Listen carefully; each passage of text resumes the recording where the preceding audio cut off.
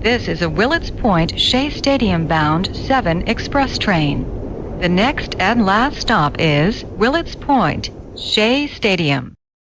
Oh, yes, it is the Subway to Shea podcast. Anthony Rivera here with you, talking about all the news and happenings surrounding that team from Queens, the New York Mets. It's episode 218 from the Subway to Shea studios in my office. You can follow me on X, Instagram, and TikTok at Subway to Shea. You can follow me personally at Ant Rivera86. Subscribe on Apple Podcasts, Spotify, if you prefer to listen to the show. But if you want to be a part of the chat, you want to be a part of the conversation, you are doing that right here on YouTube and as well as X, as you could definitely be participating on X as well. And make sure you can support the podcast with a super chat, super stickers. That's all on YouTube as well. Well, you guys see what it says right next to me. The Mets collapse, pretty much complete. Probably the worst possible way, because if the Reds would have won, I think on Sunday, it would have been, a mute point of the Mets trying to, come back, trying to win. But the fact that the Reds lost on Sunday, giving the Mets an opportunity to win a game and get in. There's been so many opportunities, absolutely so many opportunities for this team within the last week itself to come back and take hold of that final wild card spot. And they get done to them what they did to the Arizona Diamondbacks last year and lose by percentage points. They only win 83 games, go 83 and 79. And look, maybe I'm a little bit at fault for, and I say I'm a cautious optimistic, but even towards the end, maybe they just win that one game. Maybe it just gets them in. I know they were 0 for 69, but maybe they finally get that one win in. And nothing.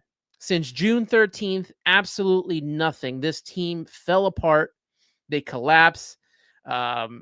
It's just another long line. I have watched the Mets since 1998. And in that time, we've already seen 3 collapses. How many teams or how many fan bases can say that they've seen that from their teams? I don't know that many. Maybe there are some out there in other sports and stuff like that, but definitely in baseball right now, most recently, the Mets have continue to outdo themselves. And it's very frustrating. It's very upsetting that they're not in the postseason. Although, I will say this, a part of me kind of was looking forward to the season ending. And I'm only saying that because the season's so long, it takes so much out of you. And, you invest so much in the team, whether you go to the game, you buy their merchandise, you support the players. And to have it end this way, part of you gets a little sense of relief. I don't know if that makes any sense, if maybe I'm wrong on that.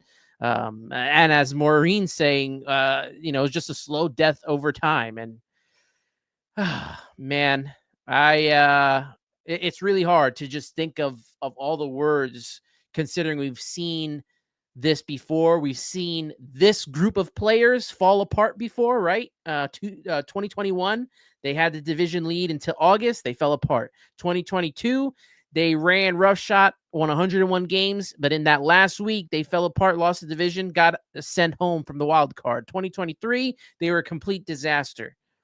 So in the Cohen era, we've only had 2022, we've had 2024, and that's it. And 2022 is super disappointing. So, it just sucks that, and it's painful, as Nelson Cruz says. Shout out to the chat. We got 48 people in the room already. I know that there's a lot of shows out there right now doing post-mortem. I'm pretty sure a lot of you guys are tired of it. We're going up against the NFL, and the Jets are getting ready to play. So I appreciate every single one of you for tuning in here. And I want to bring on my good friend. I got to bring on Top Bunk Sports, my guy David from Top Bunk Sports. And I had to bring him on because he has been at the stadium for most of the year. Most of the season, Top Bunk is there. He's posting clips, posting big at-bats and stuff like that.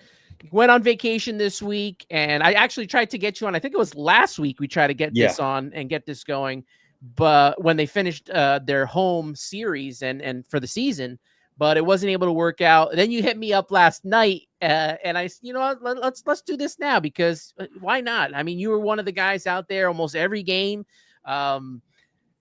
Personally for you, sitting there for a lot of these games, let me ask you this first off, because I was there with you in 2023. Like, I had my ticket package at the time. I did 2023, 2024. I couldn't do it this year because, obviously we were having the baby, and we had to, allocate funds in a better way instead of having Met games. But I did get to go to a couple games this year. Besides that, I said to myself, even though I sat through 2023 and we knew, you and I were in the stadium together a lot of the times, we knew how bad that team was. I don't know if I felt as bad as I do right now. Right. Well, first and foremost, appreciate you having me on. You're my guy as always. Shout out to the chat, man. Yeah, listen, to me, a lot of people always ask me, like, man, you put so much funds into season tickets, you put so much time, and you invest so much time into this team. How do you not get sick of it? And I call myself a psycho just because I find myself always giving them that extra of they're gonna get over it. Something's gonna happen. Yeah. And if you remember last year, I caught myself when we clinched the NL when we clinched to go on to the NLCS, and we did it at Citi Field. So that was the best part. But I found myself going down to 114. It was kind of 122, but I just found myself looking around, seeing the picture of us advancing to the NLCS, the players on the field, celebrating with the playoff t-shirts, They the were crying, fireworks. man. They were Literally, crying. Brandon Nimmo was in tears, as well as Lindor. Like, that's a moment where, and I teared up because we don't see it often. And for a team like that, like last year, to fight to where they had to fight and get to where they get to then go into the offseason and land the big fish, you automatically thought that this team was going to be in a dominance. And it was like that for probably maybe 3 months up until they got into June. Then everything just switched. Everything started to crumble little by little. And, for me, just being there live, you're always saying to yourself, they're going to get through it. They're going to get through it. They had that moment where they swept the Phillies in Citi Field. McLean started that series. And when they swept the Phillies, at that moment, I said, oh, now the turnaround is here. Because the biggest test of having to play the team that is leading your division to sweep them, that right there was the ultimate, oh, okay, the turnaround's happening. But every time they got there, they took 2 steps back, and it just never went our way. Because right after that, we had to play Miami, and you know what happened. We don't have to, but the fall just kept going little by little, and you, to be honest with you, it was almost like the tease was happening, where they showed some type of momentum, and then it just kept crumbling towards the end. So it's one of those things where, this team, they put you in position to always want to be there for them and always want to, give them a chance. But you always have to have in the back of your mind, like, maybe this is not it, because it's happened for so long. Yeah, it was a 3-month run from June 13th on where this team played awful, awful, awful baseball. Yeah. Maybe there was a glimmer of hope. I think they even threw in like a 7-game winning streak at some point in there, and you're like, oh, that's a turning point. Nope. You mentioned the series against Philadelphia. Nope. And even towards the end, even that last day, and I'm like, you know what? They exercise the demons against the Braves. They're going to do it here. They're going to give us this. Even if they lose in the wild card round, they're going to at least get in and exercise the Miami Marlins demons. And it's crazy to think, because that was about almost close to 2 decades ago that happened. And the fact now that these guys, because this still goes against, you talk about these guys coming back for the alumni game, and they had to talk about what they went through in 2007 and 2008, that still is attached to them. And this is forever going to be attached to Juan Soto and Lindor and Alonso and Nimmo, unless they win a World Series. And right now, you came out of 2024, right? We were all a high out of 2024. But even to me, even once they signed Soto, I'm like, we're not done yet, right? They signed Pete Alonso. We need pitching. We need still, and David Stearns puts together another makeshift, rotation of guys. And I said, you know what? I know lightning striked once. I don't know if it's going to happen again. I'm not comfortable with the rotation being the way it is. And it ended up being the downfall of this entire team. Obviously, the offense, highly disappointed during the season. And we'll get a lot more into that once we get a little deeper into the show. But let's, we got to talk about this complete epic collapse that happened over the past 6 days. Back and forth between the Mets and the Reds, changing who was going to be, leading the wild card. Obviously, the Reds had the advantage because they had the tie break. So the Mets took 2 out of 3 from Chicago, went into Miami with the lead on Friday, lost that game. Reds won, tie. Tie break goes to the Reds. Mets win on Saturday with I would say, epic performance, but probably the best pitching performance of the year in a must-win situation from Clay Holmes, who, I mean, you can say what you want about him, probably the most consistent starting pitcher in the rotation. Yeah, there's a couple of games he came out 4th inning, but most of the time he's pitching 5 innings. Most of the time he's only giving up 2 to 3 runs, and he left the team every time with an opportunity to win a game. This time, I think he pitches 6 innings, gives up only 1 hit, no runs, and really delivered when the Mets needed him the most. And then you go to Sunday, and I know it was all hands on deck, but I did not think that Carlos Mendoza was going to take that literally.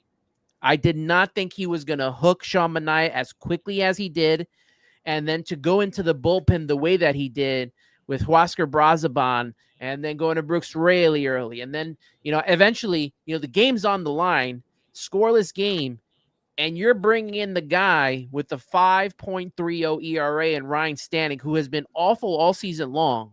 And I was one of them who said, you know what, let's hold on to Ryan Stanek. Maybe if we get to the postseason, maybe things will change. And as we slowly started to disintegrate as a team, I was like, oh, maybe it's not. Like, what if we don't get to the playoffs? What's the point of having Ryan Stanek a part of the team?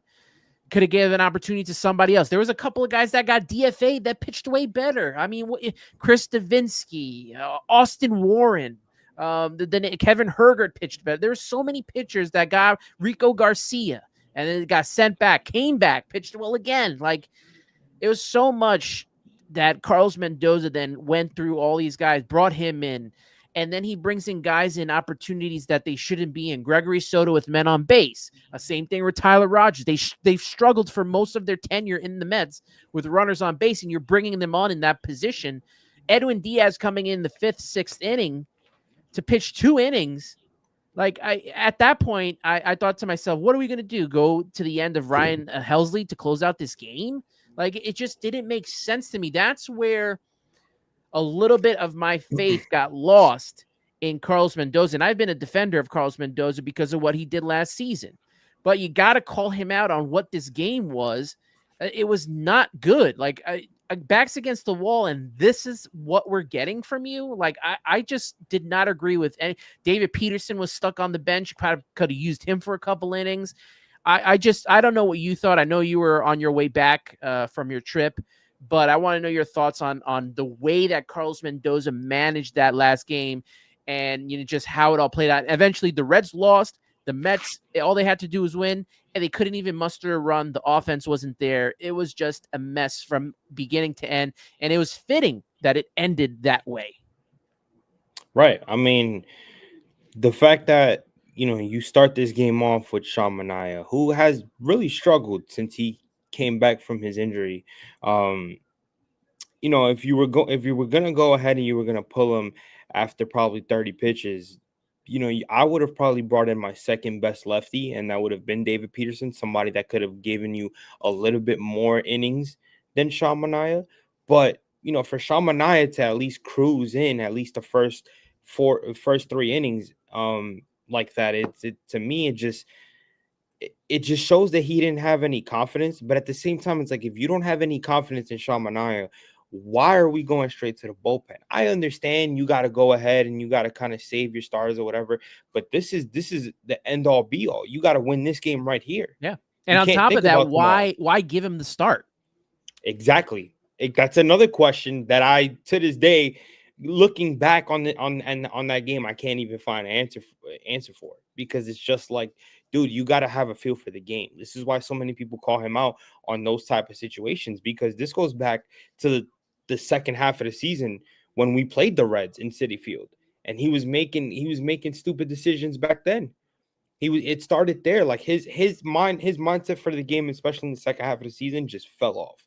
There were a lot of questionable moves that he was making, especially using guys over and over that were never successful. Ryan Stanek must have something on Carlos Mendoza that nobody knows, because he just kept going to Stanek on the most pressure situations that Stanek should have never been put in it. And the same thing with Helsley. I respect Helsley. Helsley has one of the best fastballs. He throws 102 miles per hour. I understand that. But when a guy doesn't have it in pressure situations, I am not going to keep putting him in that. So in going back to that last game, it almost felt like he just didn't have a feel for the game, and he was just trying to see what stick in a situation that you can't do that. If you didn't have confidence in Sean Manaea after 2 innings, you should have went to your second best lefty, and that would have been David Peterson. Hell, I would have been fine with what David Peterson would have given me, because I'm like, at least you went to your second best gun who's able to give you some type of length and keep this offense within the game. Because mind you, the Reds didn't score until like the 5th inning. It was a 0-0 game the entire way through.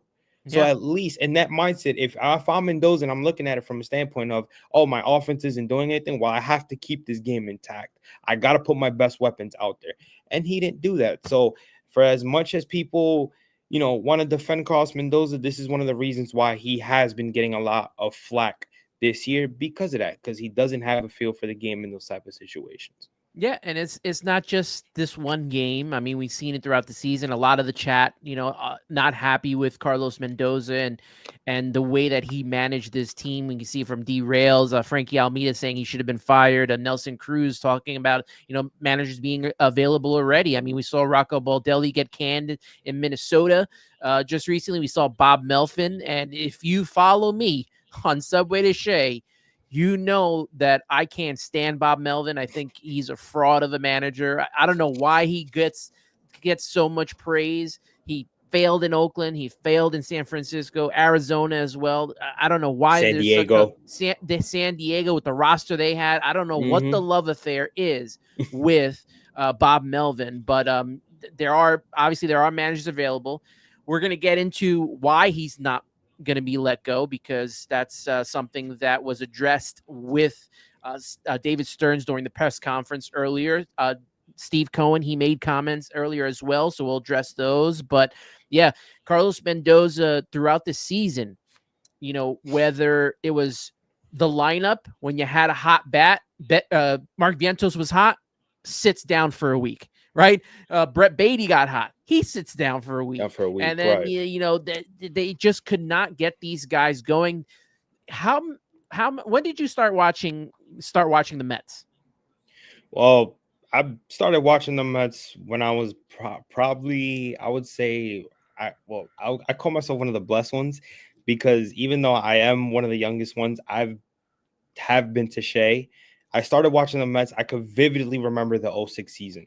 Okay. So that's perfect, right? How many times did that lineup change in 06? How many times did they were like, oh, you know what? Let me move Reyes out of here and put this. Reyes, LaDuca, Beltran, Delgado, right. Those 5 never moved from the lineup ever. Willie Randolph knew what he was doing with that 5. Yeah. From after 6 below, he was able to at least move it. Like there was a point where Jose Valentin was your number 7 hitter for a consistent amount of time. Got hot. Right, exactly. But that 5 right there was never touched. because he knew where the consistency was at.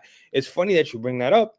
I've been one of the proponents, and you and me have had this conversation where I have said, you bring up Mark Vientos, for example.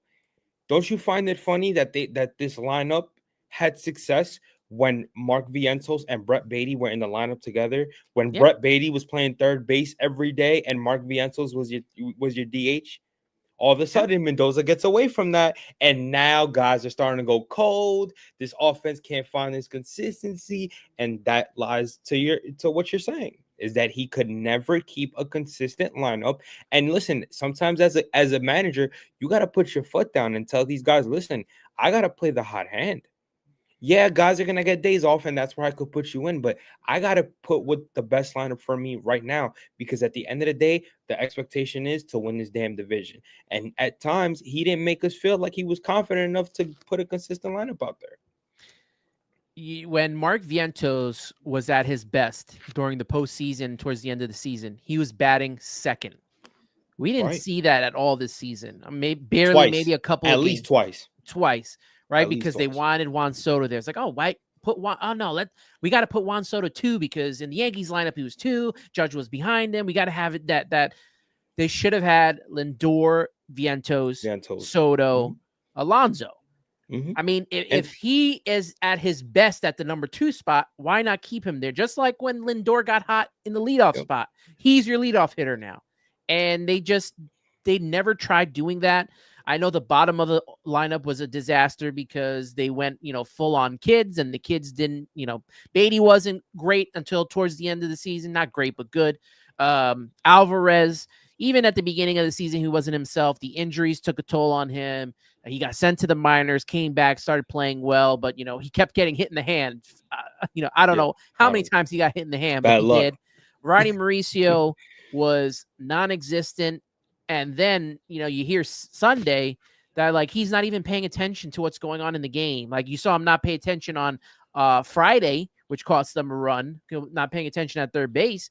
So these guys, some of these guys weren't focused. They weren't focused on defense, which, that's a very important part of the game. And then when you talk about the pitching, if this team is struggling to get innings and length out of the starter, and a guy like Clay Holmes is in the 5th inning, or David Peterson is in the 5th inning, and they're like, at 60, 70 pitches, why are they coming out?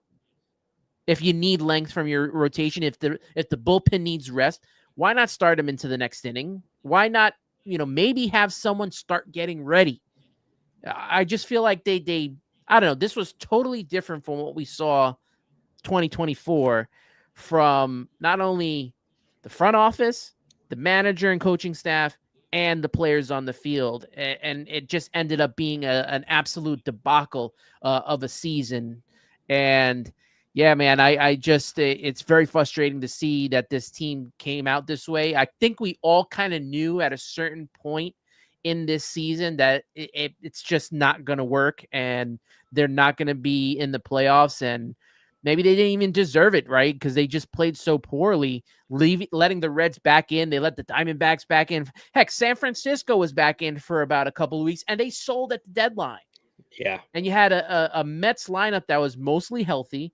You had your top stars in there, but they couldn't get hits with runners in scoring position and bring guys in. And I saw a lot of people on X posting, oh, well, the Mets scored 760 or 46 runs. It's 20 runs less than last time. But a lot of those runs are garbage time runs, right? Like a lot of the games they would run up the score. One game, wasn't it like 17, like that game that Nimmo had 9 RBIs. Like they had a lot of those games, and then they came out flat the next week and wouldn't score any runs. They had the historic August, right, for a franchise as an offensive team, and then they lost, and I think they went like 11-17 or 12-17 in that month. Yeah. So, like, even though they scored all those runs, it didn't matter because obviously the pitching was bad in August. But even in the first 2 months, when the pitching was elite, when the ERA was the best in baseball, this team was not scoring in big spots. And that cost them an opportunity in the postseason. Yeah. I mean, again, I always say inconsistency was the strong key for me. And it starts from head to toe. it starts with Steve Cohen tweeting out the fans, yet the fans broke record numbers in attendance this year. It starts with David Stearns trying to get cute and keeping that small market mentality in a big market when he knows it doesn't work. You signing a guy to that type of contract and a superstar like Juan Soto, a small market mentality is out the window. But he still thought that he could make it work and get cute. It starts with the players not being able to hit consistently. It starts with the rotation. It starts with the lack of defense. How many errors did we have on night-to-night basis? And half of them was Lindor. And I love Lindor to death. I'll take fight for that guy all the way through. But a lot of the errors came from him as well. You know what I'm Yeah. saying? So it's like it's a whole organizational problem. And I think with this fan base is that people are trying to kind of point fingers on who it was and who should be here and who should not. At the end of the day, this team as a whole dropped the ball. And at the end of the day, that's what it is.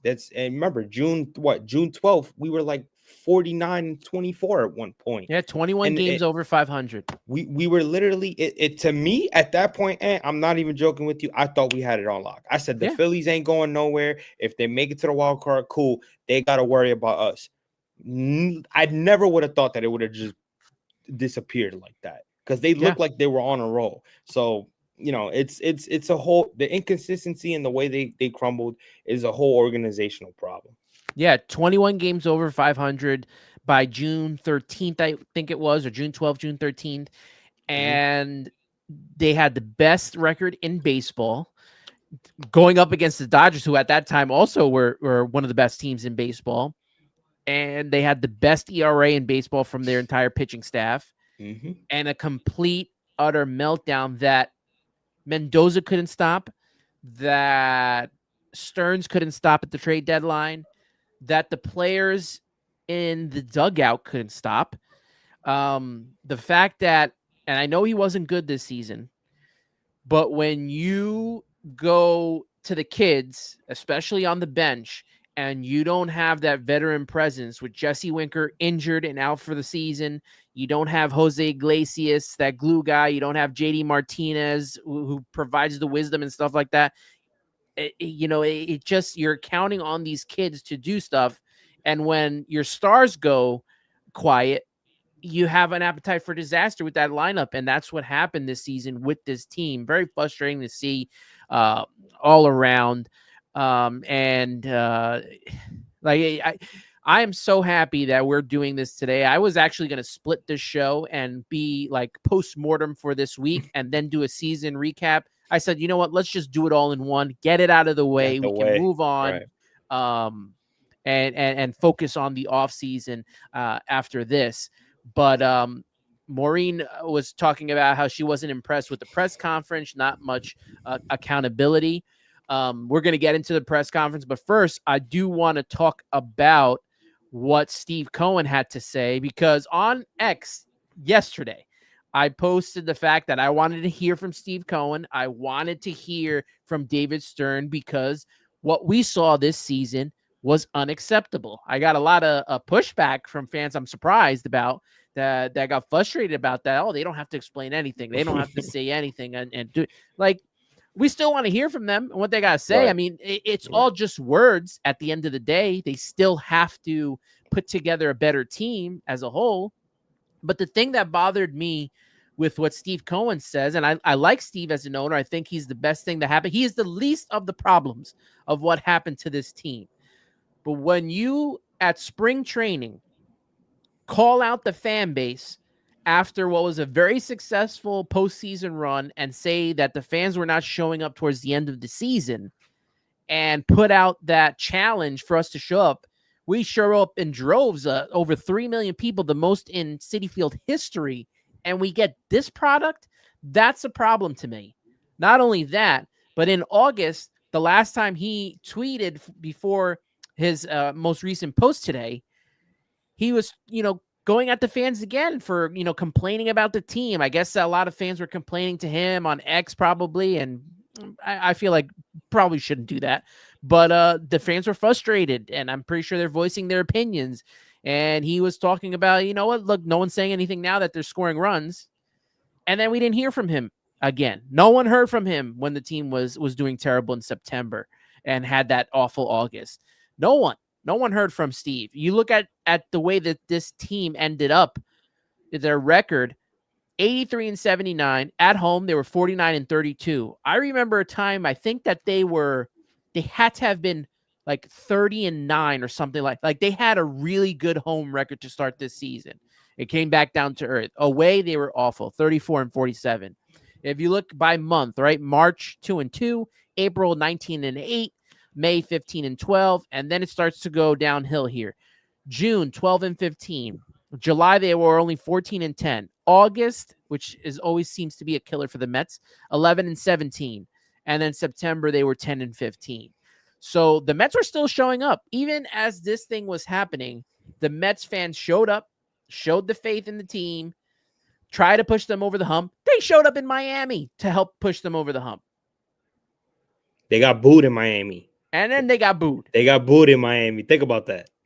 And it just, I wanted to hear what Steve had to say, because you don't open your mouth and then, disappear.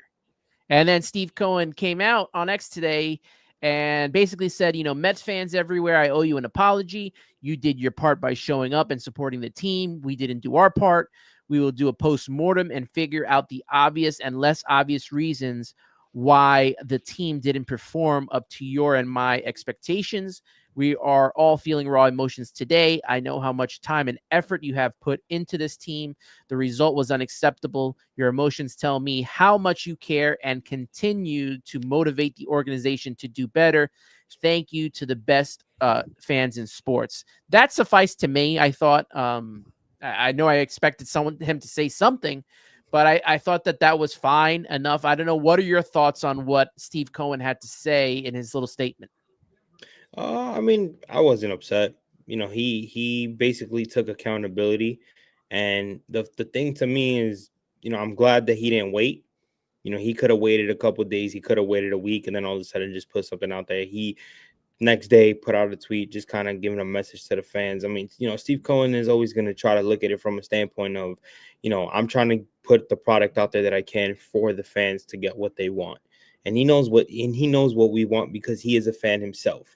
So I'm glad that he came out and said what he said.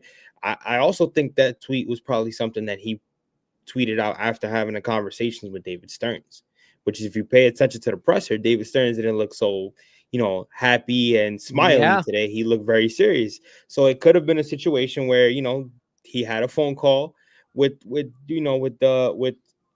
Steve Cohen, and, Steve Cohen probably put his foot down. I was like, listen, this is unacceptable. There's no way we put all this effort to bring Juan, and Juan Soto is always going to be the guy when you talk about the conversation, because not only is he one of the best players in the world, but for the contract that you signed him for, this team can't afford to tank. As long as you have a Juan Soto in his prime, you have to compete. So this guy is your stamp and your staple to go out there and compete, and yet we're missing the playoffs for the third year in his 5-year since he put out that tweet back in 2020 saying that he expects a championship. It's over now. This was it's year 5. Year 5. It's year done. 5. It's completely done. And he did walk it back the last couple of years when he's been asked about it. But once you open your mouth and you say something like that's it. It's out there. It's out there, and you can't go back from it. But I'm okay with the comments from him. I don't blame him necessarily for this stuff, what happened. And obviously, he's been providing the funds. He, paid for Soto. He's paid for Alonso. He's given the money to some of these projects that David Stearns has wanted. Because a lot of fans will say, David Stearns didn't do the job in getting Juan Soto. That was all Steve Cohen and Alex Cohen and the Cohen family doing that. So, he's going to get a lot of flack for what has happened this past season. And, rightfully so. David Stearns deserves a lot of the blame for what happened here. And I just want to, before we go into his press conference, shout out to, we have 162 people in this room with us right now. On the heels of Monday Night Football and what's going on in sports elsewhere. You're here with me. You're here with my guy, David, Top Bunk Sports. and enjoying the show, and we really appreciate that. Shout out to Stephen Dilcher in the chat, Maureen, Derails up in here as well, Frankie Almeida, Nelson Cruz. Appreciate every single one of you for being a part of this show today, as well as I think it was there Ava in here as well. Appreciate you. And Maureen, thank you so much for the $10 chat. I appreciate you. She said they need to make a lot of changes this offseason or the fans won't show up like they did this year. Honestly, even if they do make the changes, I think that maybe, and tell me if you agree with this, Mets may have lost some fans here. Not saying like they won't come back, but they built a lot of equity with the fan base for what happened last season. And not only did they lose in this excruciating fashion, but they don't make the playoffs.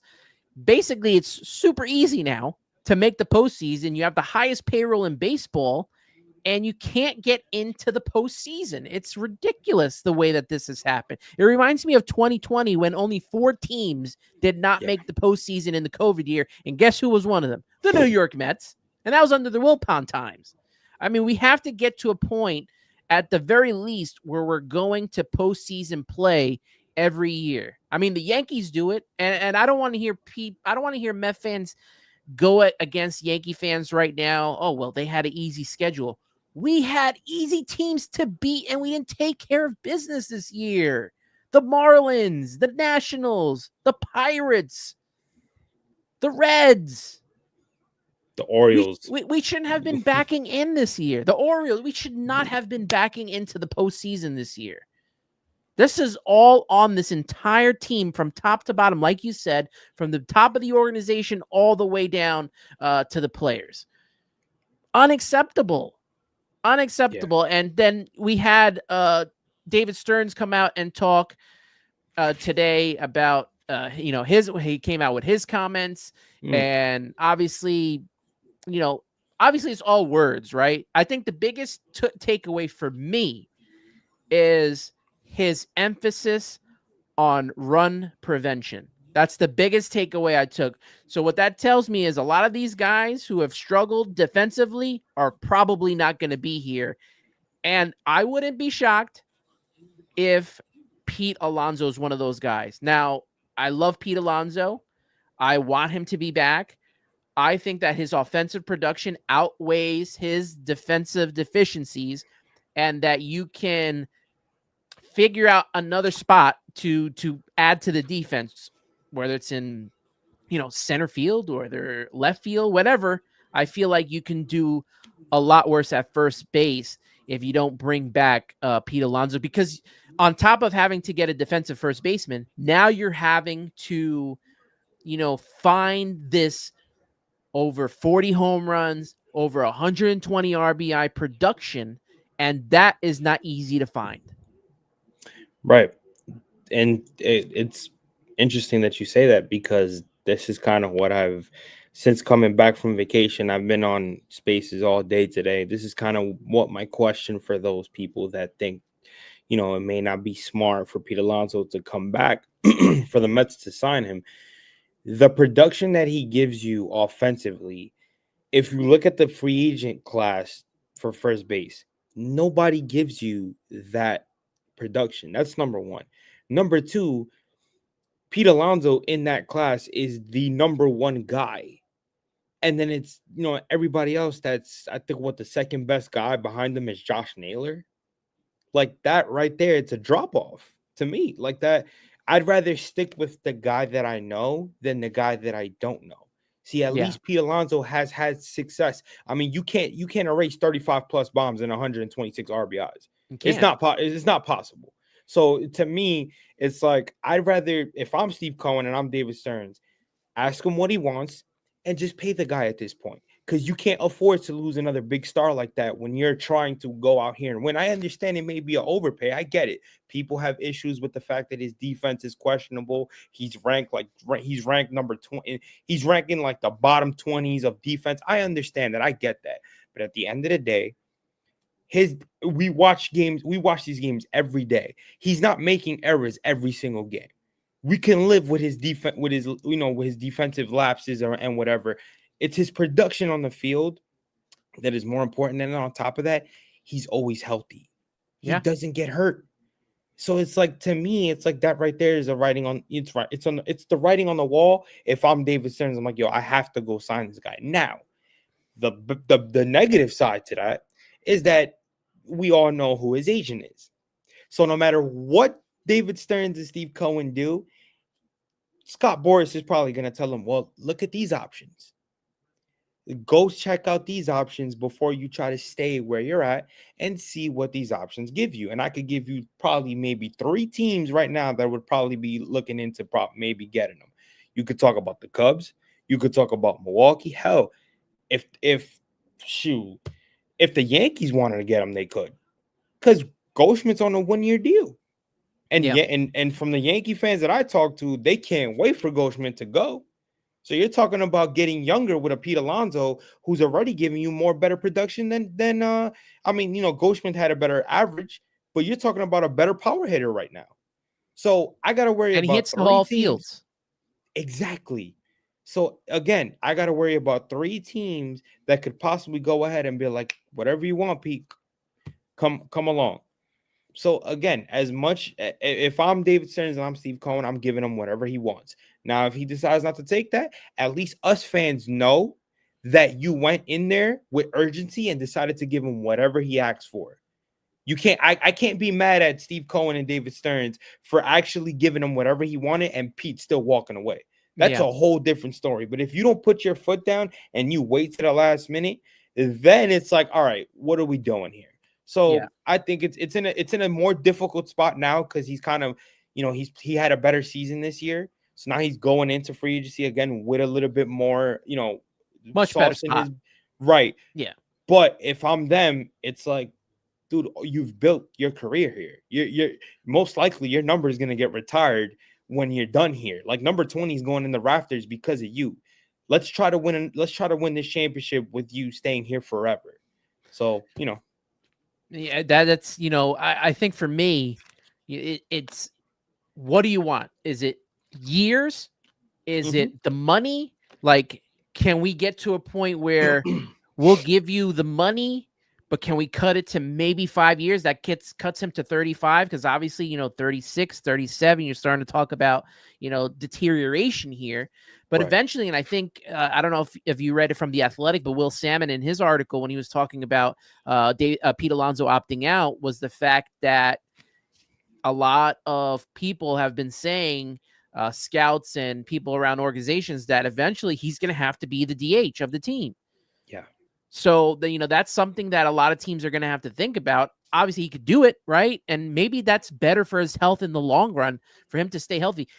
David, he played in 162 games this year. He played the whole season, not just this year, last year as well. Last 2 seasons, played a full season. That cannot be forgotten. On top of that, he's shown you what he can do in this town, not just in New York, but in Queens. It's not easy to play in New York. You're scrutinized to a whole different level than you are from the Yankees. And we've seen guys come here from free agency and not pan out. So the fact that Pete Alonso already can play in this town is enough for me to want to bring him back. I think M-Easy, BX saying 5 years, 175 is as high as he would go for Alonso. I think that's fair. That's perfect. I think that's a fair deal. I don't know if that's what he'll take, but if they can get a deal like that done, I'm signing that immediately, because I don't want to see Pete go. Right. I think the closest you could probably do, to be honest with you, I'll do the 5 years, 180. I'll give him 180. You want your 180? Go ahead. Any other team that's going to pay him 200 mil, if he wants to go, because I don't think, you know what it is? It's the age factor for me. He's in his 30s. You 5 years is fine. You give him 200 mil, cool, whatever. But and you start going higher within the years. You start to think about it. You're like, would I want to dabble with that? You know what I'm saying? Like he's only getting older. At some point as he gets older, you're gonna have to have that conversation with him about possibly being a DH. But at the same time, it's like you said. You can't find a lot of first basemen that are playing 162 games on a year-to-year basis. And on top of that, not only is it pressure to play in New York on 162 games, but he performs in the playoffs. Yeah. Like you can't forget about that. So he's, especially now after getting a small contract and then actually playing better and now testing the market again, I think he deserves his money. I think this year he deserves what he's asking for compared to And last year. we talk about hitting with runners in scoring position. He was hitting 309. Yeah. He basically carried the offense the first Yeah. 2 months of the season. We are Yep. not in this. We are not anywhere close to 83 wins if Hmm. Pete Alonso doesn't do what he did. Like, he was on MVP pace at that time. Yeah. And now, to think about losing his production, honestly, if he goes, I don't know if I trust David Stearns to replace that production from what we've seen from him. Like, it would have to take Steve Cohen to step in and signed, I don't know, like a Kyle Schwarber, or it was mentioned in the chat. I think BX also, MEZ also mentioned Kyle Tucker. Like, it's going to take these type of names to get that production back. I know Cody Bellinger also is available in the offseason, and he can play first base, I've heard. So that's Hmm. another name. But like, I don't really know if I want to replace Pete. I just don't. There's a situation within that Kyle Tucker thing where if let's say if it does happen where Pete goes somewhere else, you could possibly be talking to Juan Soto and be like, listen, you want to play first base, that position is all yours. Kyle He Tucker's has been coming in. practicing. We see it every so often. Kyle, I'm pretty Kyle, sure you've seen it at the games. Oh, 100. I get there early, and this dude is literally standing there like he's been playing first bases, and like he's literally taking short hops like he's been there his whole career.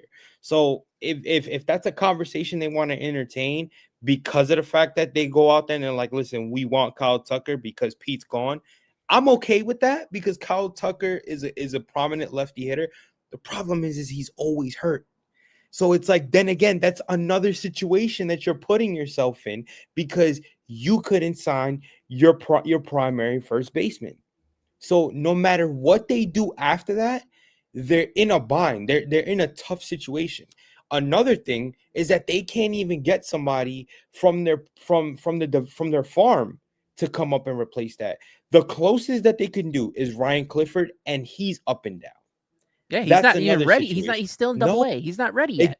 exactly. So it's either you sign Pete or you take a risk on somebody else and you're losing that production no matter what anybody tells you. And MEZ said she would take Kyle Tucker in right field and sign Soto up for first base.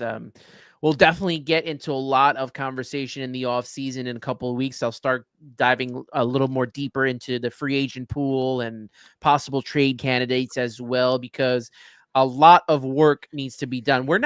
This team is not building off of 2024 anymore. They had that opportunity. Now they have to kind of trigger this roster, re-trigger Right. the team and figure out, how they are going to get themselves back into the postseason, because to me, this year was about making it back to the NLCS, and now we're not even in the postseason. We're sitting at home, and that sucks.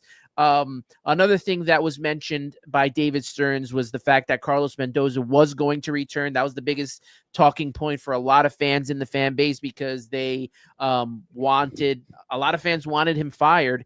And, towards the end, I was starting to lean towards it, even though I liked Carlos Mendoza. But the fact that this team was not able to turn it around, the fact that what we saw in the last game of the season, I was like, you know what? Maybe Carlos isn't the right person, because look at how quickly they fired Buck Showalter after the team won 101 games.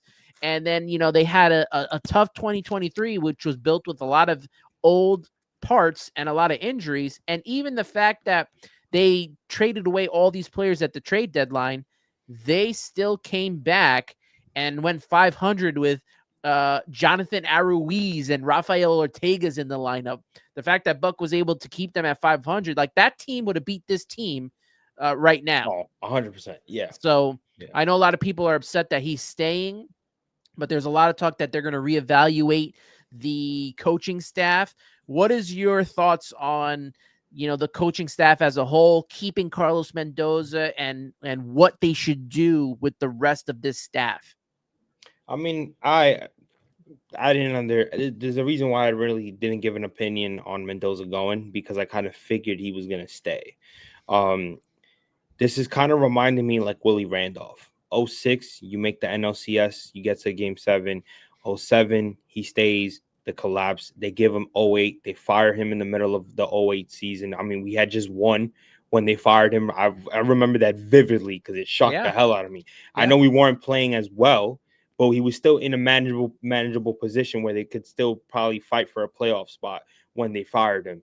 Um, this is kind of what it's reminding me of. He make Mendoza, we make the NLCS, except we didn't win the division, but we got there through the wild card and everything like that. Then you have this collapse, and now he's in for a third year to prove himself, to prove that 2025 was just a 1 year bad effect, which is why I saw him coming back. In terms of the coaching staff, to be honest with you, and there's not a lot of hitting coaches that I could look at and be like, you know what, I want him. There's one guy that I respected the most that brought a lot of out of the offense, and that was Kevin Long.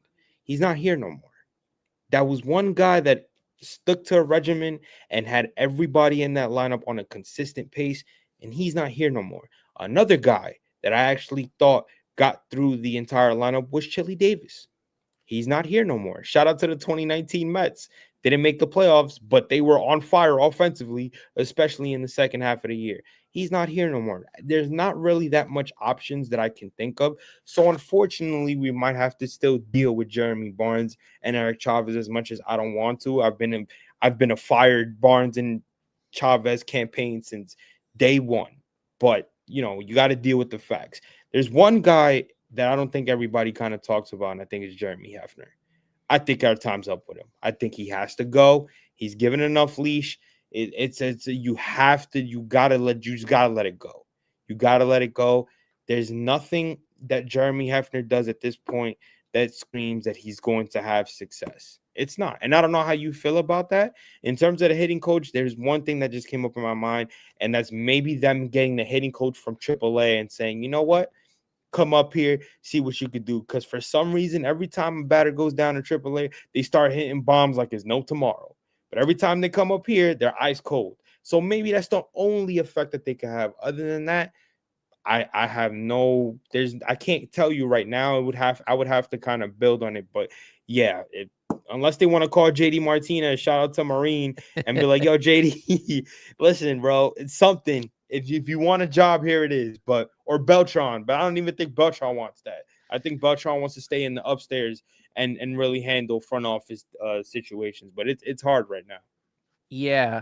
I was thinking about that, about what if they brought the AAA coach up, the AAA hitting coach. He Mhm. works with the kids. He already knows them. How much influence is he really going to have on Juan Soto and Lindor? They have Right, their own regimens. Pete right, Alonso, Nimmo, they do their own things. He'd be working with the kids and trying to get them figured out and help them out here. I thought that might have been probably one of the better situations to look about. But when you talk about Jeremy Hefner, uh, when we're talking like 2022, I yeah, was yeah. never the biggest Jeremy Hefner fan.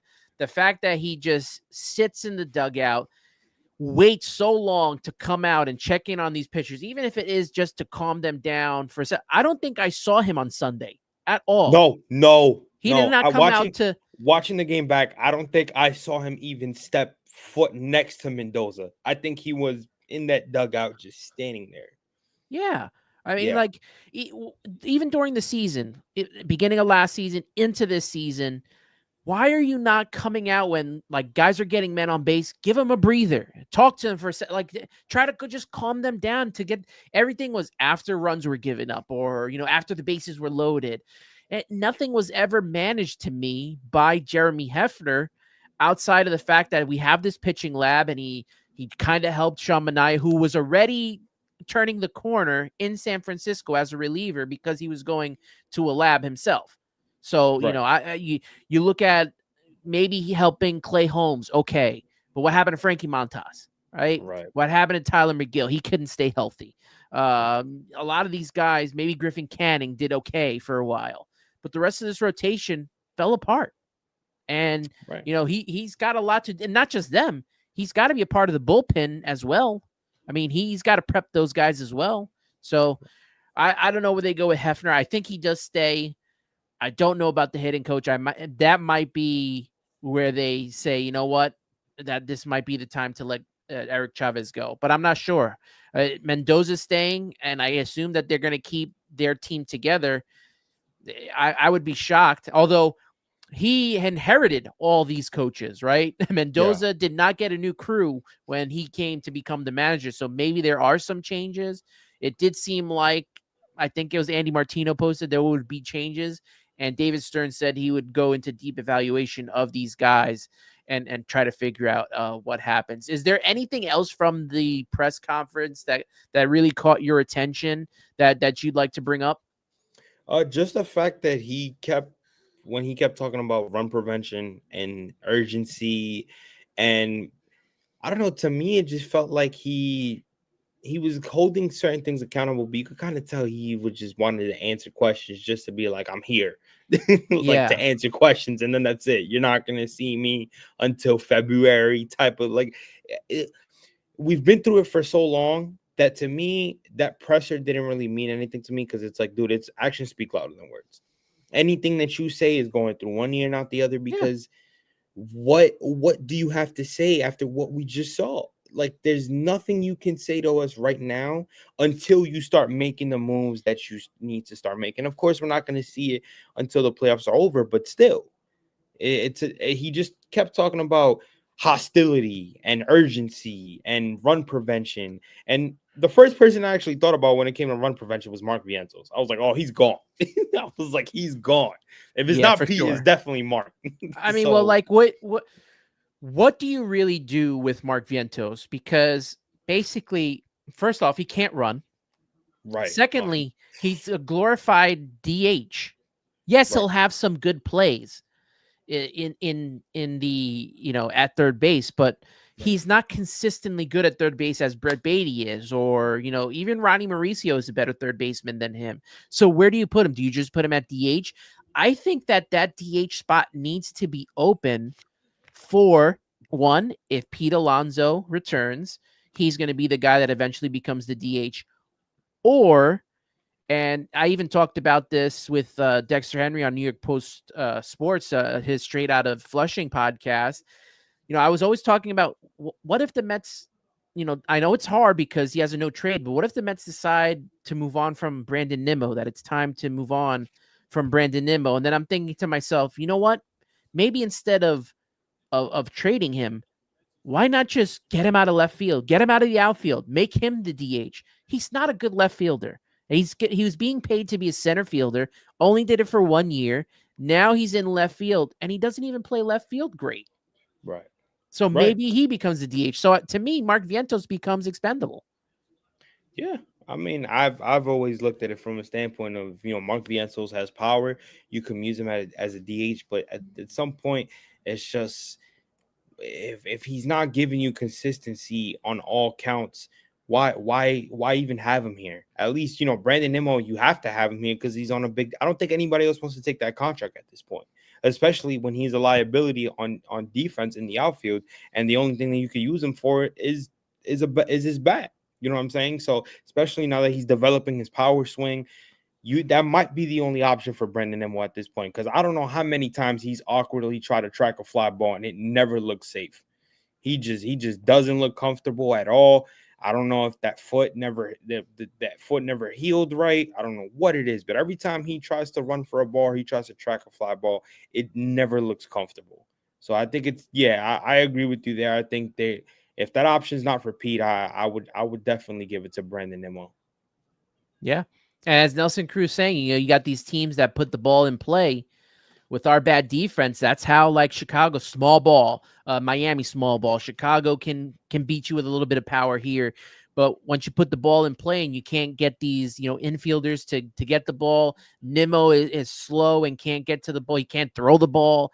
You got to start thinking about how to put this team together. Now, before we wrap up with David Stearns here, do you have trust in David Stearns this offseason and what he can do? I know heading into last offseason, this team needed to fix the rotation, get a legit starter, and kind of rework this bullpen because the pieces were not working. We saw that the Los Angeles Dodgers basically picked us apart. And outside of Edwin Diaz and Ryan Stanek at the time, the rest of the bullpen was absolutely awful and did not help the cause. He really did not take care of those things. He tried putting together these little reclamation projects and, trying to figure things out that way, and it didn't work.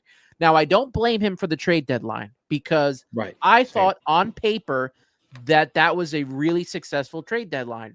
He got us an outfielder. He got us relief pitching. The only thing he didn't get us was starting pitching, but it just did not work out. Outside of Tyler Rogers being okay, everything else just did not work out. So where are you at with David Stearns? Do you still have faith? Are you a little holding back on him? I think for me personally, I'm a little cautious on what he can get done because he's got a lot of work to do. I'm holding back.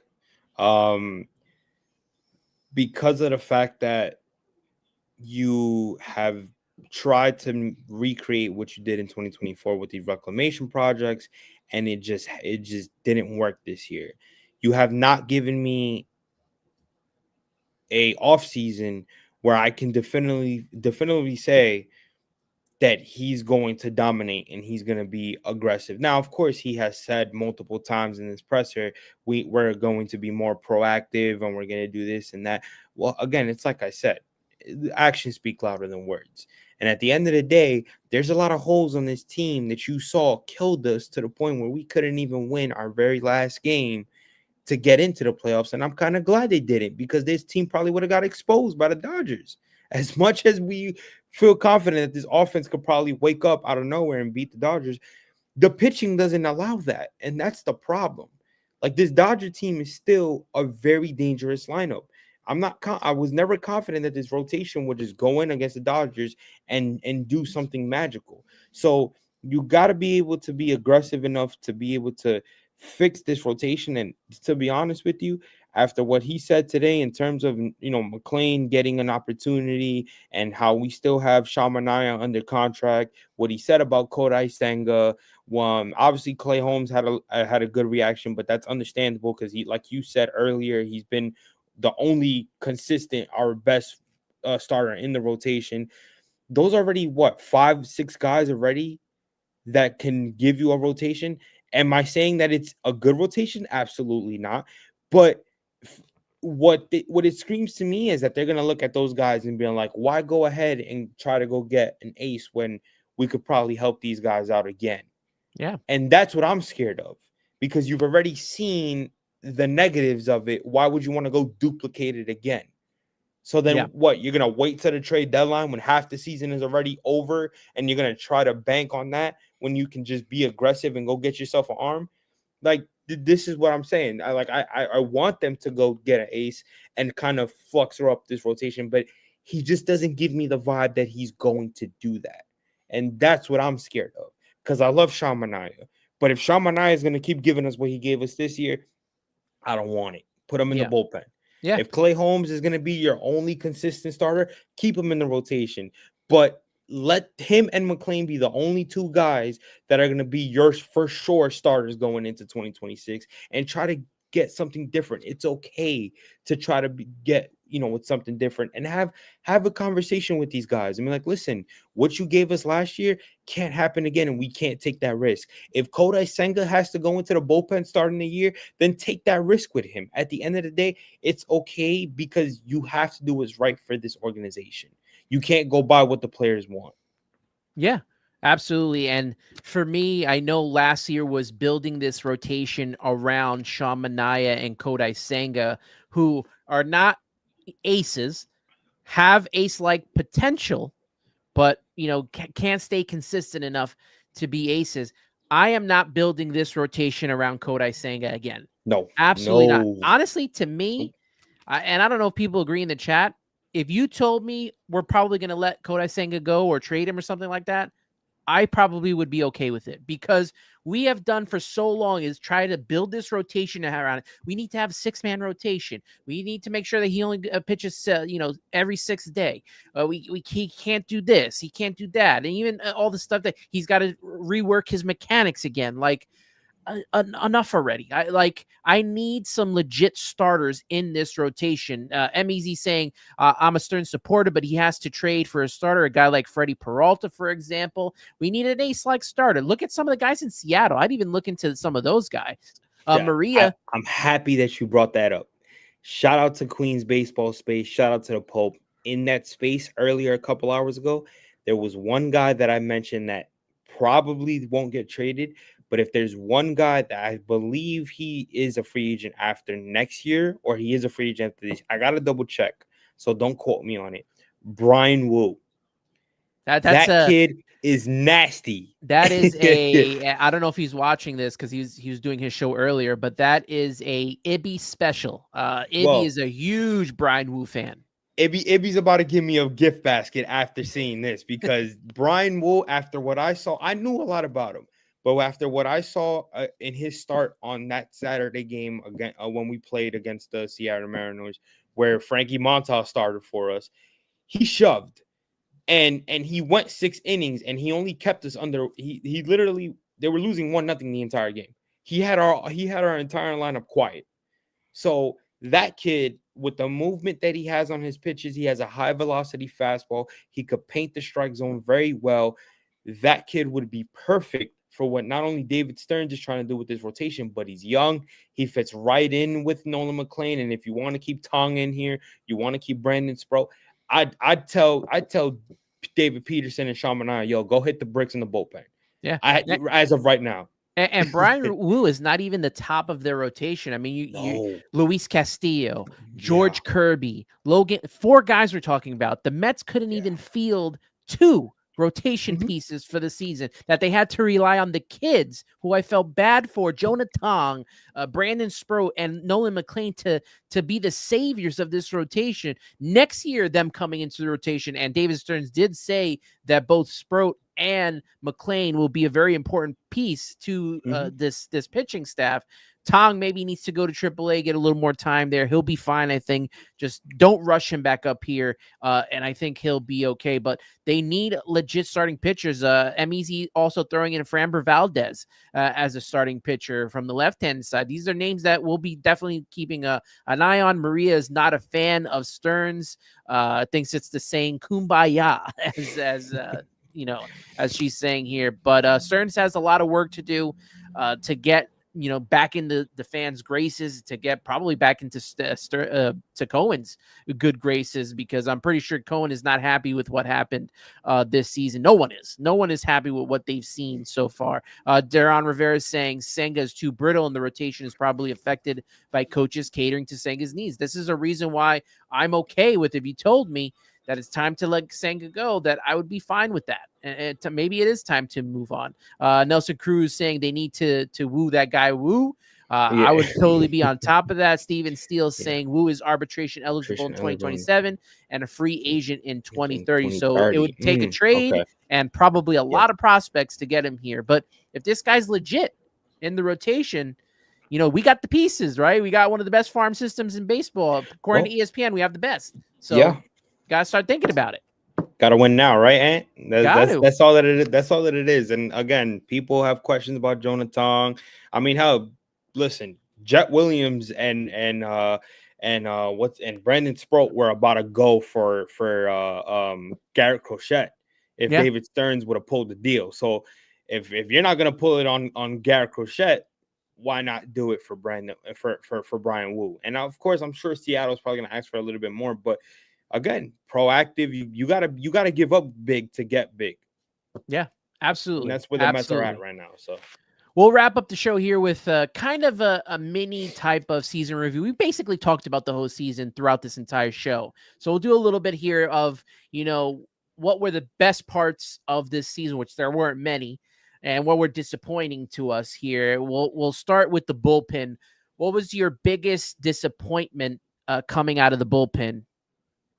Just lack of inconsistency. Again, you're gonna hear me say that word a lot because that's basically how you summarize how this season was. With the bullpen, the problem was just them not being able to give you a competent inning, not being able to give you a strong inning. Every time somebody came out of the bullpen, it was always giving up a leadoff walk, having two runners on base with no outs. I mean, for God's sakes, Ryan Helsley was getting booed even before he got out the dugout. If that doesn't tell you how bad it was, I don't know what does. They even stopped playing his light show. They kept it regular lights with just his music playing in the background. That's how bad it was. AJ Minter getting hurt. Shout out to Stephanie who just mentioned that. I completely forgot about him. Just again, guys Stanek not being being awful, absolutely hit. awful the entire Exactly. season. Reed Garrett having to go down to Oh my Tommy John God. surgery. Yeah. Huascar Brazaban couldn't stay up. The list goes, like Max Cran. We went through 46 pitchers this season. God. 46. I can't remember a season where every day I would go on X and see the Mets post that little roster moves graphic Oh, of yeah. all the changes that they were going through on a day in and day out basis. These are the names that Max Kranick, Brandon Waddell, Paul Blackburn, Justin Hageman, Chris Davinsky. Remember Genesis Cabrera? Yes. Justin Garza, Alex Carrillo, Jose Urena, Tyler Adcock, Tyler Zuber, Zach Pop, Dom Hamill, Colin Poche, Jonathan Pinataro. I mean, Richard Lovelady. The names go on and on. Blade Tidwell, who got eventually traded, and Jose Castillo. Like, that's too much for a team to go through this. Like, I know you want to have guys with options. I get it. I understand it. But you won't need that if you actually have some legit pitchers in this staff. I know they get hurt, but you got to have some legit names in here so we don't have to use those guys down there on the farm. Other bullpens do it. They're fine. I don't know why this is such a problem for the Mets. And it sucks. At least we can hang our hat on, the best closer in baseball right now, Edwin Diaz, 1.63 ERA. He only had 28 saves this season. That sucks, man.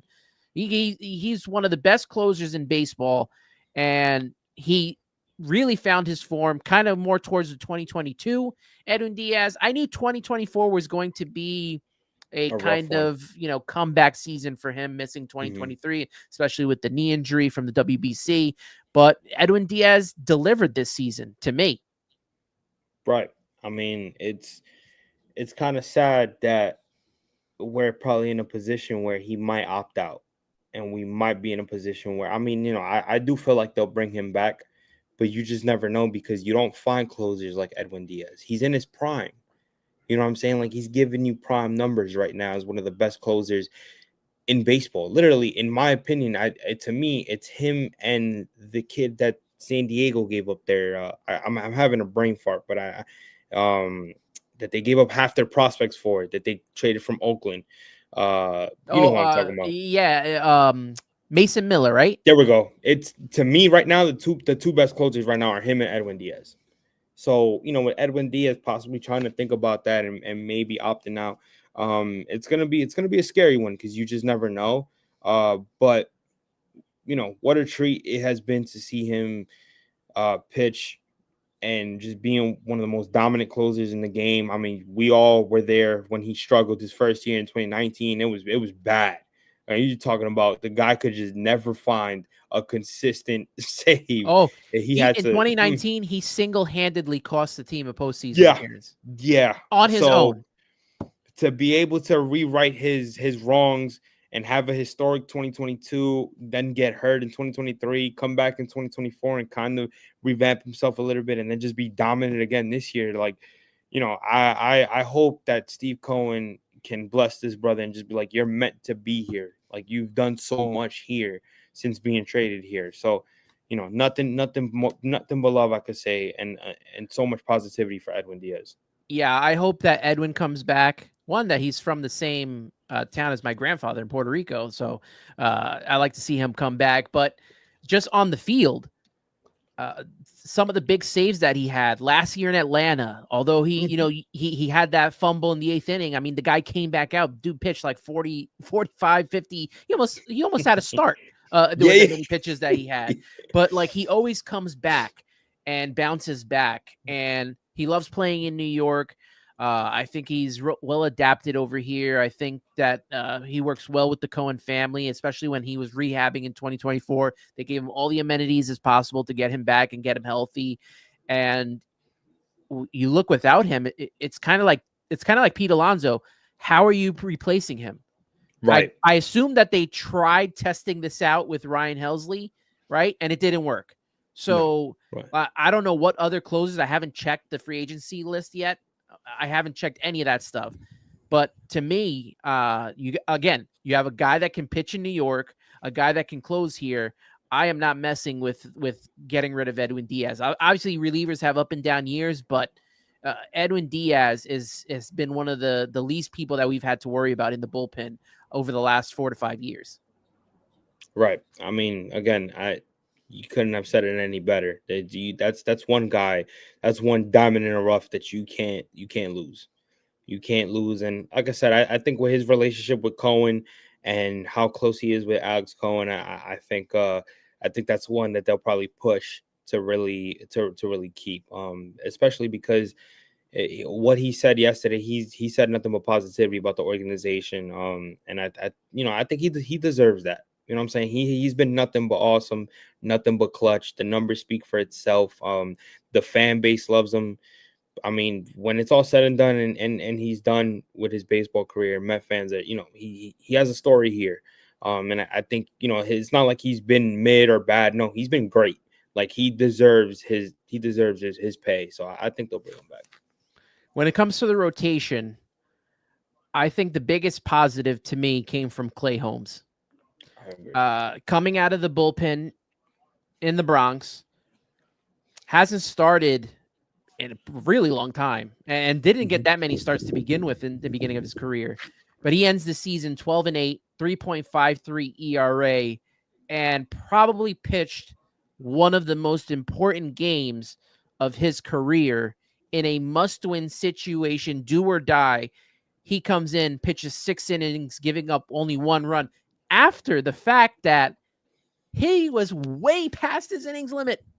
Like by August, he was already past his innings limit, where we were thinking maybe they'll limit him, maybe they'll throw him in the bullpen, and he kept starting. So the fact that he was able to do what he did this season under the circumstances, I think he's been the best part of the rotation. I don't want to get too much on David Peterson.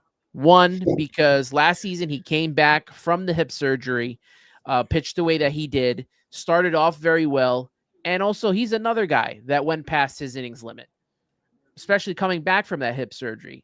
Obviously, he fell apart during the second part of this season, but I really enjoyed some of the big games that he pitched, had that complete game shutout. How many times do we see that, especially at Citi Field and with the Mets? So him and Clay Holmes were the least of the worries, but the problem really was with Kodai Senga, the loss of Griffin Canning, Tyler McGill losing him to Tommy John surgery, and Sean Manaea really not getting off on the right foot there. Right. I do want to give a special shout out to Griffin Canning because he kind of passed a little bit of an expectation. Yeah. Not everybody was giving him a chance, obviously, because he had a bad 2024. So for him to pitch the way he did, I think he was statistically the worst pitcher in baseball coming into this season. Yeah. Right. Yeah. He was the number one ranked worst statistic pitcher in 2024. Comes into 2025 and actually finished his season when he got hurt with a 6-3 record. And I believe it was his ERAs was in the 3s. But for a guy to struggle that bad last year to finish off the way he did, I got to tip my cap to him. I'm agreeing with you with David Peterson. David Peterson, I think I'll give more of a judgment on him if he comes into next year and see what he can do. It's crazy to think that Clay Holmes was possibly your best pitcher. I got to tip my cap to him. Was given an opportunity to do something he's barely done, and he passed a lot of expectations. Obviously, he's had his moments where he kind of struggled, and I get that. He's not a hard thrower. The guy leaves the ball a lot in the zone. Batters will adjust from time to time, but he was able to get a lot of swing and miss stuff. Look very comfortable. And I think, again, he's on a 3-year deal. If you can look to keep him utilized on your rotation, he's going to be a big piece if you keep him as your 4 or 5 in your rotation. So nothing but respect to Clay Holmes. He definitely passed expectations, and he proved a lot of people wrong, man. It was fun to see, and I can't wait to see what adjustments he makes going into 2026. We got a lively chat today. Appreciate everyone in here. 262 people in this room for this show right now. We're going to wrap up with the hitting and this lineup here. We've said everything we've needed to say about Pete Alonso, right? I mean, basically carried the team for the first 2 months of the season. Had a couple of big hits here and there, although it would have been nice to have a big one on Sunday when he had the bases loaded. But Right. I can't complain about the season that Pete Alonso had, breaking the all-time Mets record that was held by Darryl Strawberry for so long. He will definitely, like you said, probably get his number retired and be an all-time Met when all is said and done. So besides Pete Alonso, we got 30-30 from Francisco Lindor. We got Juan Soto almost getting 40-40. He had 38 home runs, and he had he had 43 home runs, 38 RBIs, and 105. 43 home runs, 105 RBIs, 38 stolen bases. There we go. Because I'm looking at it on the piece of paper, and I'm like, wait a minute, this doesn't sound right. Right. There we go. We got it. But Juan Soto's season is a little confusing, right? I mean, the stats are there, right? It looks like a great season on paper. He hit 238 with runners in scoring position this year. A lot of those home runs were solo shots.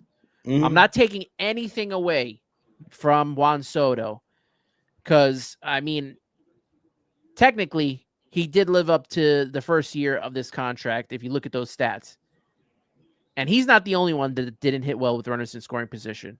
But if he did, we'd be in a totally different situation right now. And we'd be talking about game 1 of the wild card series against the Los Angeles Dodgers right now. Yeah, I mean, there's a reason. If you kind of notice, every time he hit a home run, I've called him El Matatang.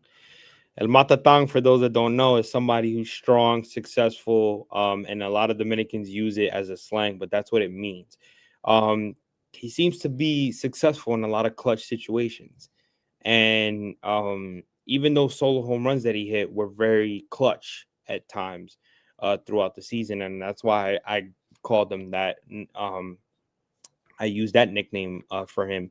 But, it's funny that you say that, hitting 238, but if just watching the game every day, especially in the second half of the year, you almost forget about that because this dude was just on a tear going into coming out of July, going into August. He couldn't be stopped. Like he was getting on. It got to the point where even the first game against Detroit, where he hits that grand slam, and you're like, dude, this guy cannot be stopped. You're like, there's nobody that could. It's enough about pitching around him. You got to pitch to him at this point because there's not, or you got to walk him.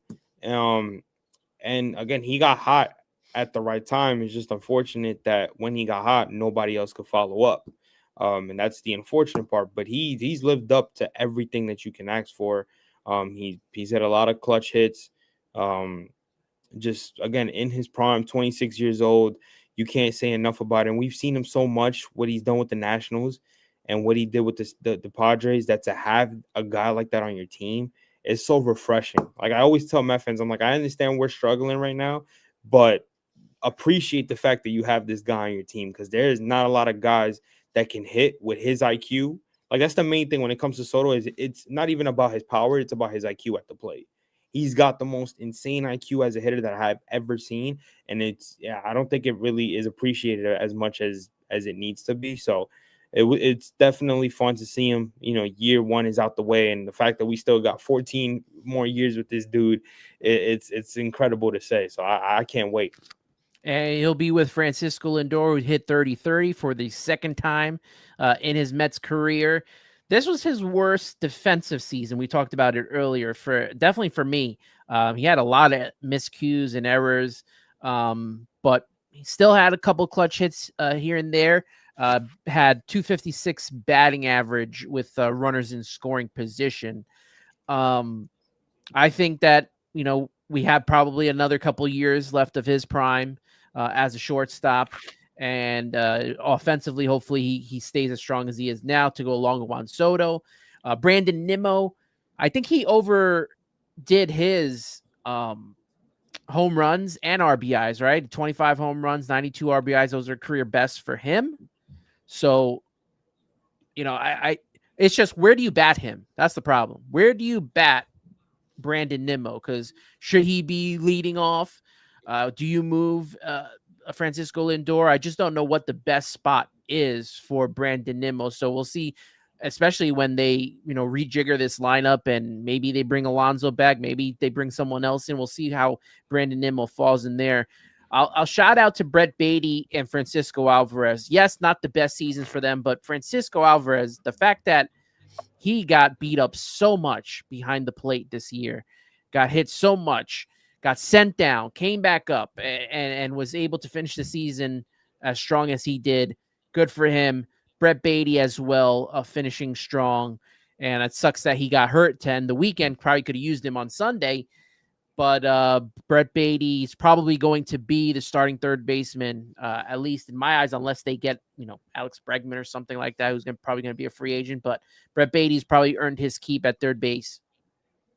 Right.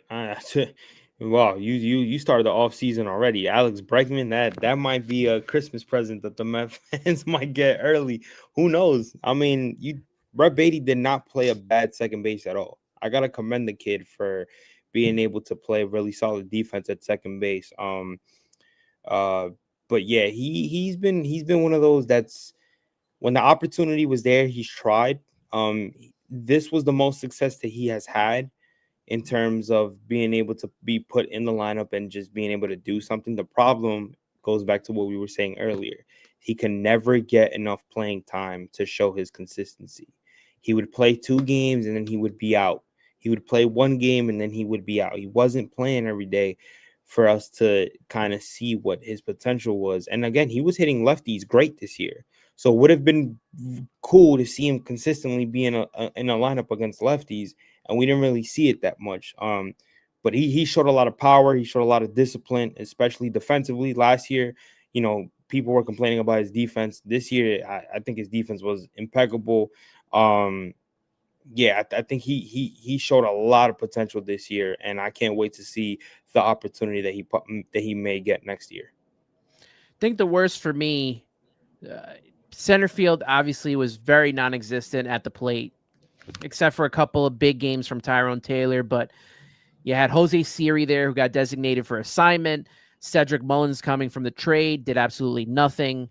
And the Mets really were left with Jeff McNeil in center field. And Jeff McNeil, I feel like, is just not it anymore. If someone mentioned, I think it was John Sapanaro from Till Mets Studios Park, if he's not hitting close to 300 or batting like Luis Ariz, he is not useful. And he's just not. Maybe he had a good week or two span, but I think it's time that the Mets move on from Jeff McNeil. And also the biggest disappointment, which I kind of saw coming because I thought he was going to have a sophomore slump, Mark Vientos. Yeah. I've always stated the fact that I think ever since Mark Vientos was taken out of the 2-hole, it ruined his confidence. There's no way a kid could dominate like he did last year in the 2-hole, then all of a sudden you move him out. I get, you got to play the comforts of Juan Soto. I understand that.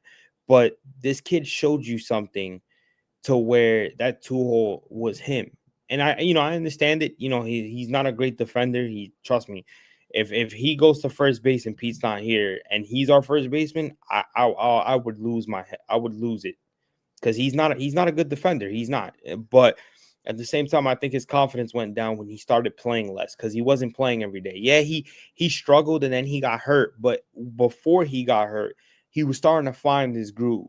Then all of a sudden he got hurt. He comes back and he's still hitting consistently. But then Mendoza started to bench him more to play Ronnie and he started playing Beatty just a little bit more. So it's like no matter how many games you play, especially for somebody that's finally finding his consistency with that team, it's gonna ruin that. It's gonna ruin your momentum at some point. So, he really couldn't find it this year, especially after coming back from that injury. And that was right after he hit. I believe that was either right after or right before he hit that grand slam in San Diego, where everything kind of started to turn positively for him. But yeah, man, if they give him another opportunity next year, I would really like to see it more on the offensive side and not have him on the field, just because we can never find a way for him to be consistent on defense. It's not there. So, if you want to utilize him, and people still think, which I still think he does, but he can also be a trade piece. I think he'd be a good DH option until he proves that he can't be. And then that's when you start looking into DH at the trade deadline maybe, and try to maybe move him. But give him that opportunity just to see if his power is still there. Because as of right now, Brett Beatty owns third base, in my opinion. Yeah, no, absolutely. Brett Beatty, it's his third base is his to lose. We've seen it in the past, but I think that this was a huge confidence boost for him this season, the way he played. And Mark Vientos at third base last season was okay. A lot of his deficiencies get masked because he hit so well and played so well in the postseason. So we'll see how this team plans out. Baba Booey saying, I'm glad that this high-tech state-of-the-art pitching lab worked out this year when it regard to the pitching. Right. Maureen saying too many baby Mets, one or two will be traded. I wouldn't be shocked if they are, honestly, right. Especially with Jet Williams and Carson Benj on the mend getting ready to come up. I wouldn't be shocked. Then you also got Jacob Reimer, AJ Ewing. You got some names that are going to get ready to come up. And good point here from Baba Booey. Let's not forget about Christian Scott, who's coming back next year. Saw him doing a little bit of bullpen pitching.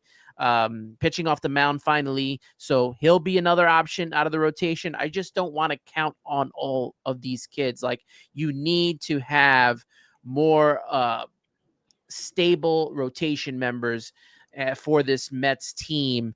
Don't want to count on Senga, David Peterson, and Clay Holmes if they're in the rotation.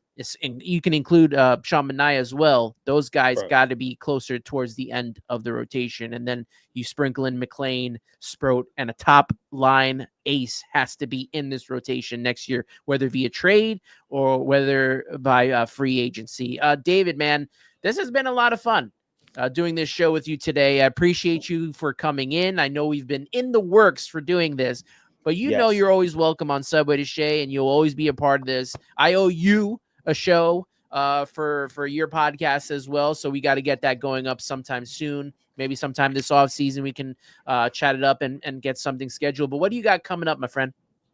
Well, I obviously got to, give my side on the whole collapse and everything like that. So I got a video coming up on the weekend, more lives, just talking about the off season. I think, this is a time for everybody just to kind of calm down, reflect, and just kind of get the whole, Mets thing just out the way before we get into business of the off season. But just a lot of more lives, kind of just talking to the fan base, kind of giving my opinions on what they should do, what they shouldn't do.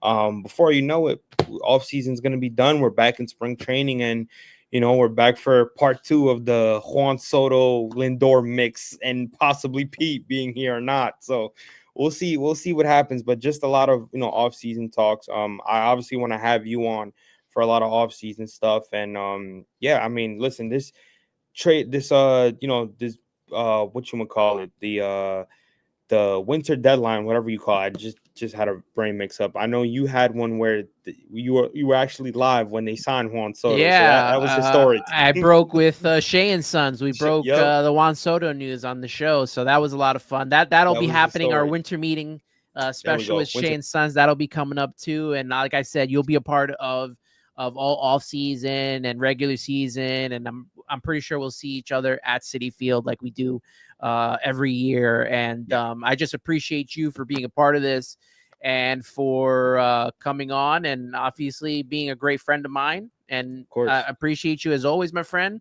I'll say this to we are putting to bed now this season, right? Yes. We're putting to Yes. bed this season, and it's done with. Time to move on. Don't. Yeah, I yesterday I might have been a little over the top with some of my comments on X, but once you sit down, I couldn't do a show yesterday. If I went on and Listen, did a show yesterday, it would have been a mess. But I'm you gotta gonna sit tell back. you guys the one thing I will never ever change it. Every time I'm at the game at City Field and Jeremy Hefner finally comes out, the one comment that I see is Ant. I'm in a group chat with Ant, and Ant literally kills it. It is the funniest thing ever because it's not only that it's funny, but it's true. Like you start asking yourself at the stadium, where's Hefner? And I kid you not, bro. There were moments where I had to take my camera and zoom in into the dugout and try to see if I could find this guy because he would never come. He would only come out when there were pressure situations. Yeah. It's like at this point, why are you even coming out? Like, come on, man. Like, so I get your frustration. So it's always classic because the way you put it, it's like I could see Ant right now just trying. He's about to punch the wall. I get it. Look, this is why we do these shows, right? Like this is Right. kind of, I guess, therapeutic for us to let it all out here. And I think we were pretty fair to everything that's Yeah. happened this season. Yeah. Put a lot of blame and emphasis on what needed to be blamed. And as IHPJ is saying, the pitchers did suck.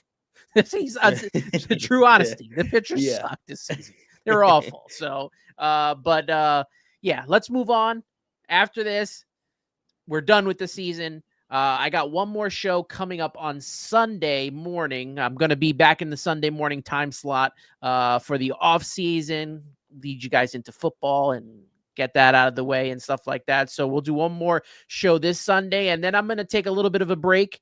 I need a little a mental break from baseball, so I'm going to take a little bit of a break, and we'll come back probably in November once the World Series is done, start prepping for what is to be a very huge offseason for the Mets and one David Stearns, because he's the one that's putting this team together.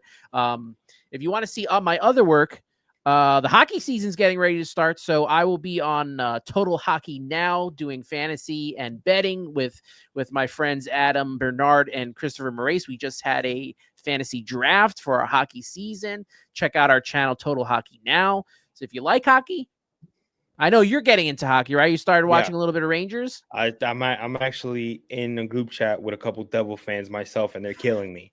So they're like, get ready because the Rangers ain't doing nothing this year. So I'm like, oh my god.